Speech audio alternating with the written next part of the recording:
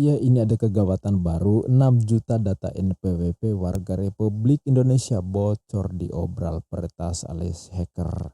Lagi dan lagi data pribadi diduga bocor ya. Kali ini terkait perpajakan. Data informasi pribadi pemilik NPWP atau nomor pokok wajib pajak diobral oleh hacker, termasuk data presiden dan para menteri. Dan gak tanggung-tanggung, yang 6 juta data warga kita jatuh ke tangan peretas.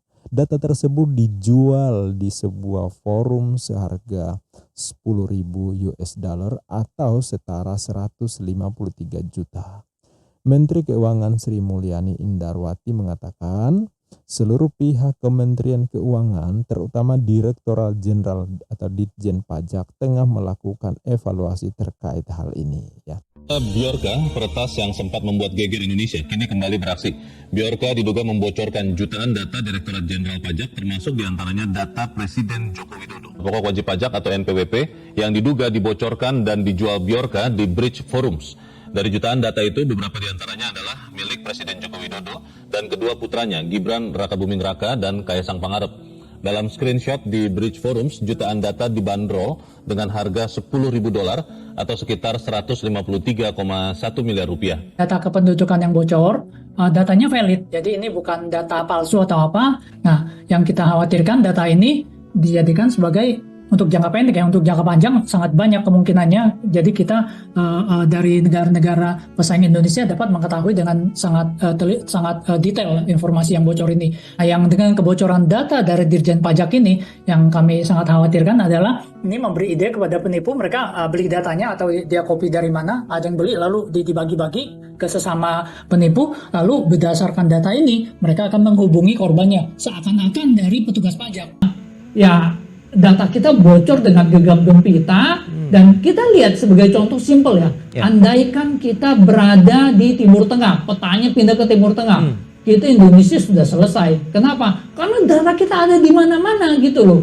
Dan kalau terjadi perang, terjadi apa, oh itu mudah sekali itu dieksploitasi datanya.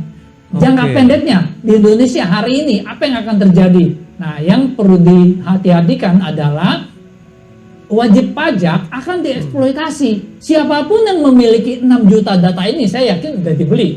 Kemudian hari ini ya, 20 September 2024, DJP Kementerian Keuangan menyatakan tidak menemukan adanya indikasi kebocoran data nomor pokok wajib pajak atau NPWP yang ada di sistem informasi DJP. Berdasarkan penelitian yang telah dilakukan, data log akses dalam 6 tahun terakhir menunjukkan tidak ada indikasi yang mengarah pada kebocoran data langsung dari sistem informasi DJP, kata Direktur Penyuluhan Pelayanan dan Hubungan Masyarakat DJP Kemenkyu Dwi Astuti di Jakarta pada Jumat hari ini. Kendati begitu, DJP tetap berkoordinasi dengan Kementerian Komunikasi dan Informatika, Kominfo, Badan Cyber dan Sandi Negara BSSN, dan kepolisian untuk menindaklanjuti dugaan kebocoran data ini. Ya bisa dipahami ya. Begitu penjelasan dari pihak Ditjen Pajak. Katanya tidak menemukan indikasi kebocoran data. Tapi tentu tidak berarti dipastikan bahwa tidak ada kebocoran data dong ya. Ini aksi peretas kan, mainnya beda dengan dunia nyata. Tentu semua orang kita maklumi seperti itu ya. Mereka yang di lembaga itu ya wajar laporannya baik-baik aja. Wajar ya mengamankan jabatan dan persepsi publik ya, tentu saja. Kita rakyat kan nggak tahu dalamnya gimana. Tapi jika data pribadi sampai presiden dipresentasikan peretas dan ternyata datanya valid, bahkan ada 6,6 juta jumlahnya, ini nggak main-main. Bahkan informasi dari para pakar yang mencoba memeriksa akses berdasarkan data yang dipublikasikan peretas, akses NPW pejabat top sekarang udah dinonaktifkan oleh Ditjen Pajak. Tentu ini untuk menghindari dampak masalah jika dibiarkan aktif. Artinya udah ada antisipasi. Artinya mengakui bahwa data yang diobral oleh peretas itu beneran, bukan abal-abal ya. Apa segitu rentannya pengamanan data yang dilakukan oleh pemerintah sampai berkali-kali harus jatuh di tangan peretas. Data kependudukan lah, data BPJS lah, terus pusat data nasional.